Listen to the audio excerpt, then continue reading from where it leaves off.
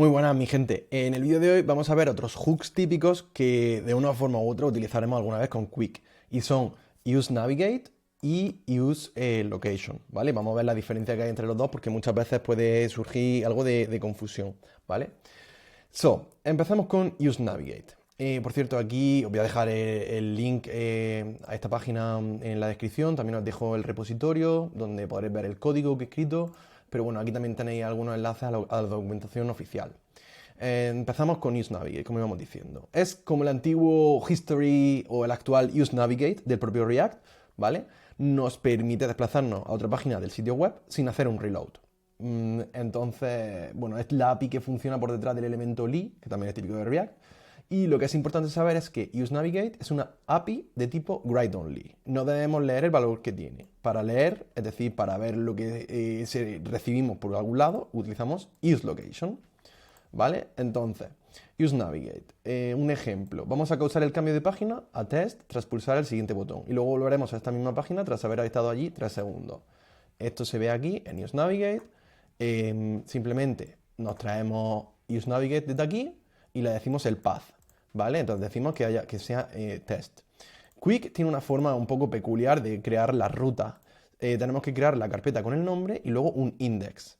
¿Vale? Y hasta, y a diferencia de React, en el export no hay que poner el nombre, sino que tiene que ser un export default. Y ya está. Entonces, bueno, una vez vayamos aquí, iremos a test y en test lo que hemos hecho es crear un time interval, un set interval de estos con useClientEffect. Por cierto, si quieres entender todo el tema de los hooks, te dejo un vídeo que tengo aquí a la carta, perfecto, con los hooks más típicos de Quick. Y hasta entonces luego volvemos.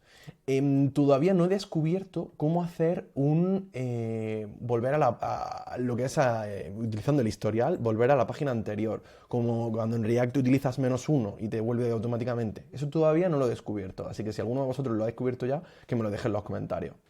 ¿Vale? Genial, aquí tengo típico console log que había hecho yo para mirar cositas. Y nada, entonces volvemos aquí y este es el ejemplo de Use Navigate.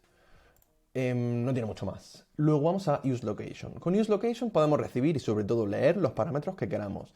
Si queremos que el usuario vaya a, por ejemplo, el blog a la parte de post y luego al ID, o luego se podrá poner un slug de esto, podremos recibir esa información al hacer Use Location params ID. ¿Vale? Te invito a que mires la documentación porque aparte puedes mirar varios parámetros, no solamente lo que pasemos, sino que puedes mirar también el href y otras cositas. Entonces, como ves, useLocation es una API de read-only. Entonces, un ejemplo de useLocation. Vamos a causar el cambio de página otra vez y veremos que, bueno, aquí iremos a la página de post 1 y a la página de post 2, ¿vale? Clicamos y automáticamente nos vemos aquí, este es el ID de la página, lo recibimos de la URL y este es el nombre del path por el que hemos accedido, post 1. Entonces, Quick tiene una forma especial de hacerlo, repito, todo esto en la documentación, nos vamos con ID, que es lo que le habremos pasado aquí abajo, ¿vale? Aquí. Entonces, él sobreentiende que el 1 pasará a ser el ID y cuando estamos en index es lo que vamos a recibir. Y como he dicho, aparte de los parámetros, también podemos ver el path name, el href y otras cositas. Así que nada, te invito a que le eches un vistazo, también a mi código en profundidad, por si no te ha quedado algo claro. Pero vamos, que yo creo que sí, que está bastante clara la diferencia entre estas dos APIs, entre UseNavigate y UseLocation. Nada, este es el tutorial del vídeo, espero que te haya gustado. En caso afirmativo, dale un like, suscríbete a la cuenta de YouTube porque me ayudas un montón, comparte este vídeo y nada, cuéntame si te gusta el tema de Quick, si te parece interesante, y porque a mí sí, voy a seguir haciendo algunos vídeos sobre esto.